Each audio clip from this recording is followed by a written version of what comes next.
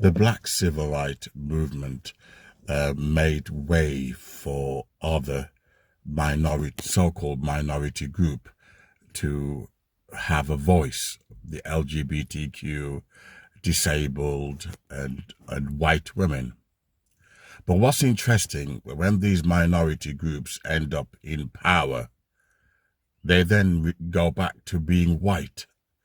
They harbor the same unconscious racism, and they go on to protect systematic, racial disparity, systematic racism that they themselves were attacking, but they're attacking it from when they were on the outside.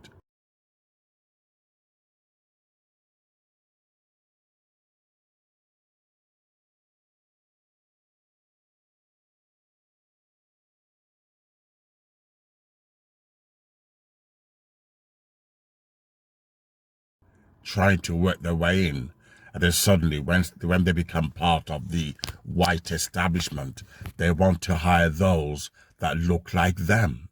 If you look at research, it tells you that white people prefer to hire employees, even white women prefer to hire employees that look like them.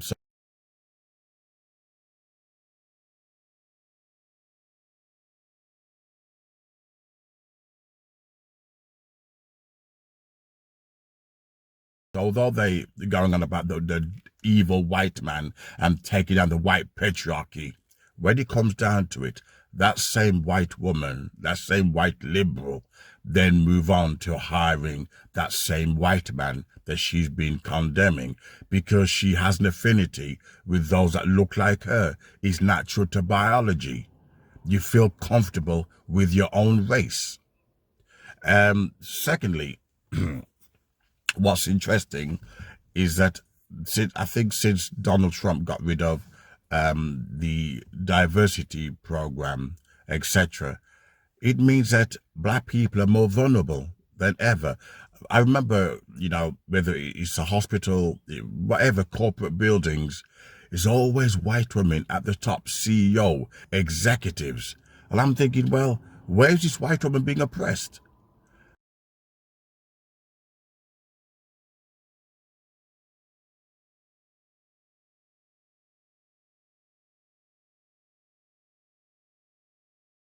They're at the top positions. And I'm thinking, where's this white woman being oppressed? Yet somehow, when she gets into power, she then wants to oppress black people. A black feminist actually says that white feminism is nothing more than white supremacy. And when you look at it, how many black men has been hired by white women, by white female employers? Name me one.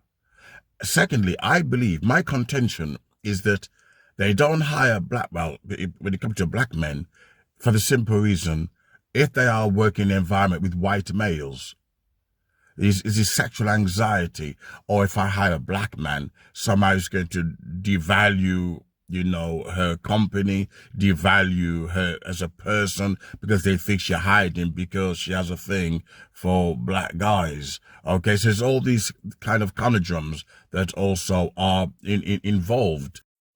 As someone that's worked in a lot of settings, let me be the first one to tell you, white people in the workplace love themselves. Let me tell you guys the first time I got hip to this kind of tea. Okay, so boom. I was working at this French company, right? And every week they would have happy hours. So you know me, chilling. I'm like literally the only black human in the building. So like I'm out of the loop of the tea because like I don't really care. So one day, I'm chilling with one of my little coworkers, a girl that's around my age, and she's like, "Oh my God, Chi, like I just can't believe him." And I'm like, "Him? Who?" Like nobody at that job looked like anything to me. So I'm like, "What do you mean? Who?" She points to this guy and she goes, "Some regular degular looking man." And she's like, "He's talking to Cindy. Like we just hooked up last night." When it comes to black women, yet again, if a black woman is in an environment with the white guys, is competition. So there's a lot of sexual anxieties, going on in this process. They have no problem hiring any other ethnic groups apart from black people.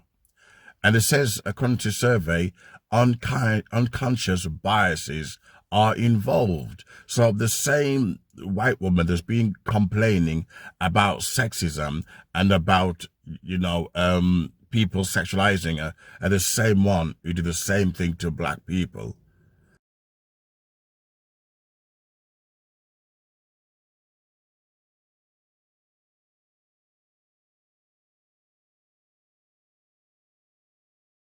Sadly, we black people, we have embraced these white minority groups, not realizing, as Malcolm X said, and that is the difference between them and the Republicans is that the liberals come to you with a smile, they're like a wolf with a smile on their face. Same source, same breed, same intention.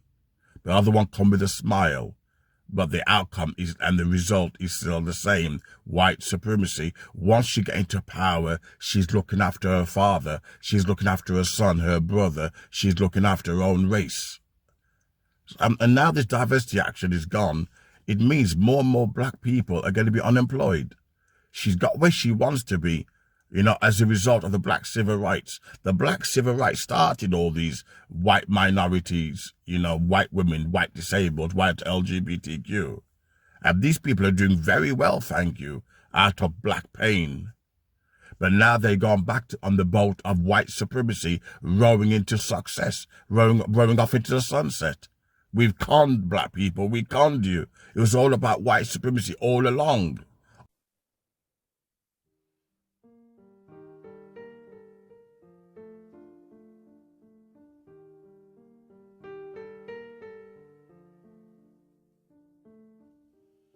If you don't think, they will think for All we wanted was to sit at the table of our white masters. And the white women have successfully done that. She's not hiring no black man. She's not hiring no black woman. And from day one, I knew white feminism was not about equality. It was about white women. After the Second World War, with the suffragette, it was all about white feminism. And the proof of it, they do not hire black people. That's the proof of it. She wants to make sure she keeps a white man happy. She wants to make sure she keeps her white employees happy. That's what it's all about. Don't question why they've got your mind in a maze. It's a new world order, the battle for our minds.